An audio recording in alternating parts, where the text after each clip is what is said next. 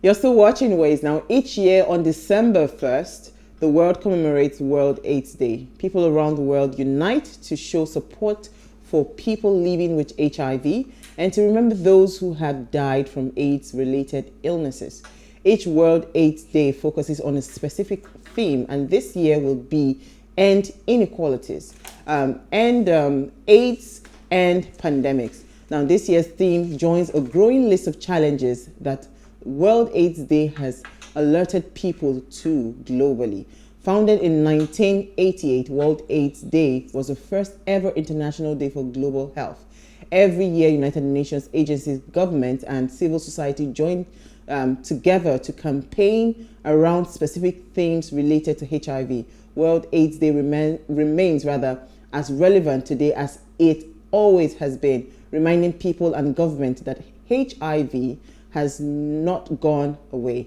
There is still a critical need for increased funding for the AIDS response, also to increase awareness of the impact of HIV on people's lives and to end the stigma and discrimination and to improve the quality of life of people living with HIV. So that's a mouthful. Happy World AIDS Day. Well, you know how they say koro, koro, koro. People forget that there are other illnesses that are still very much here. But there was something I saw. I don't know how I cannot find that video. That they actually found a cure for AIDS. Did you ever come across that? No. No, I think the one for cancer was the one I actually came across. Yeah, no, never come across. A lot of claims in terms of, and more on the herbal side, and those kind of stories that you hear. It was not herbal. I've never heard of it. I saw it somewhere. For some strange reason that day, I did not. Yeah. I didn't say that video. So I think in terms of things like prophylaxis and, prophylaxis for possible exposure and, better meds these days to manage, the condition. For me, I think it's one of those things that maybe if there was more focus on it, right, we would have found a cure. Because I think we've built up, most people these days live with HIV.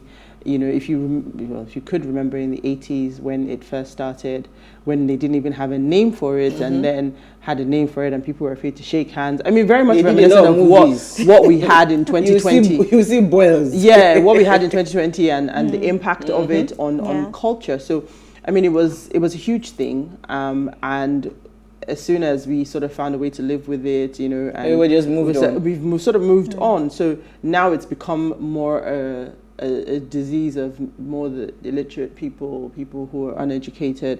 It seems like in those places where information is not and awareness is not being created, you're still seeing that it is spreading. You know why part of the theme, because I was listening over the radio, part of the why the theme is, I think it's something around inequalities, is because the girl child, they say statistics are showing that girls have higher chances, they are at risk more of infection. Yeah. My story is actually tied to that. Oh, okay. So maybe let's just take your story. My story is actually tied to that, and it says 3 in 5 new HIV infections are girls without access to education, and this was spoken by W.H.O. That's World Health Organization, and we like you stated earlier that the slogan for today. The theme for today's World Health Day is, or this year's World Health Day is, AIDS Day, is End Inequalities, End AIDS, and End Pandemic.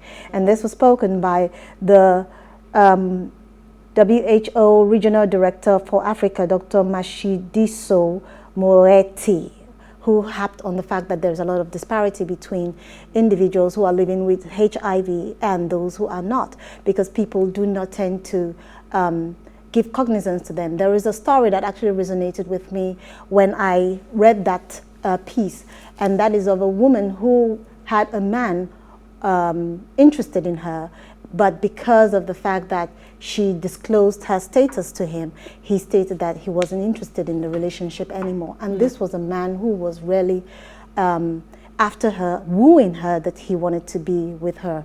So there is this inequality that comes with people who are living with HIV. But I think the awareness is higher now compared to before. But however, like you stated, the uneducated do not have access to this information that will enable them, supersede what is currently obtainable. There's a lot of lack of information, because when you were just talking about that, I met a HIV activist actually.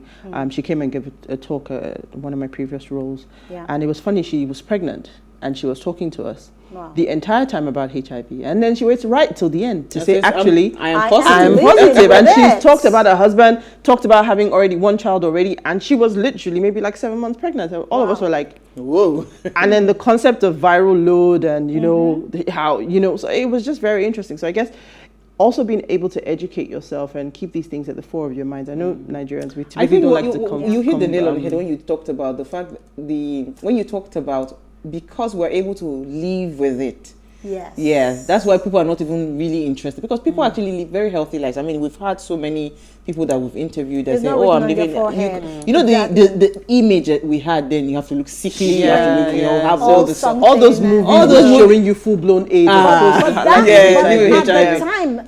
the time these that was the information came out, they also had. That was the information they had, and then there was nothing that could actually curtail the spread of it at the time. Now there are drugs. Absolutely, absolutely. All right, so very quickly, my headline says, "Court voids banishment of Ex-Kano Emir Sanusi." So, of course, in Abuja, a federal high court has yesterday stated that the Kano state government had no power under any law to ban the ex-Kano Emir Sanusi from further visiting the city or confining him to a particular part of the country without his consent. So, Justice Awuni Chikwere, in the judgment, has said that because the emir has not committed any crimes, I know the Kano state government accused him of disloyalty and insubordination, but that's not a crime. So the reality of it is you're not able to confine someone or restrict a Nigerian citizens movement within the country for any other reason or for that kind of reason. So apparently this suit was filed by the former emir in March of last year, so it's taken over 12 months. No need to calculate. Our legal system, and some may even say this. Yeah, this is quick. Yeah, so respondents in the case, of course, Kano State government, the police, the state SSS. So you remember back when it happened, all the stories in the news of him being evicted from the palace, moved to, I think it was Abuja first, and somewhere in Nasarawa State before he ended up in Awe in Nasarawa State. So this case basically says, look, everything that happened at that point in time was unlawful, and he's acquitted. Yeah, exactly. So the case has been thrown out. Awesome. So we wish him all the best. I'm not sure that if what happened to him happened to me, I'd ever want to go back to Kano, but I guess home is home. Why Nigerian army intervened during EndSARS protests? Lagos state government. Why are they still talking?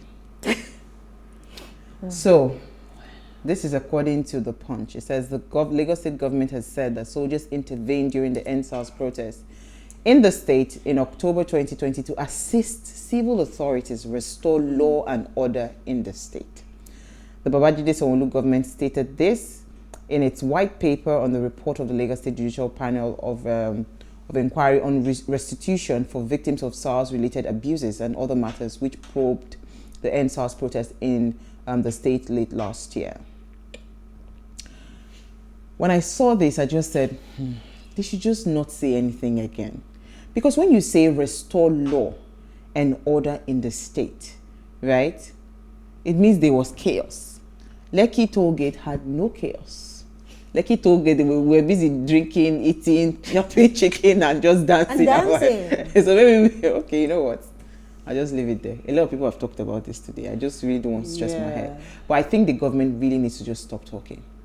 They should they need to stop, because I think with everything that comes out of their mouth, it just agitates more and more, back and forth, counter attack and everything. So let them just stop talking. Don't you think it's intentional? To keep talking? To keep talking. Just create more. I think it's a thing about wanting to be heard, right? So in as much as we no, of course it's intentional. Absolutely. I mean, they constituted a panel. Again, sometimes I like to sort of try to play devil's advocate. They constituted a panel. Absolutely. They did that. They got a report that didn't particularly paint them in a good light. They did that.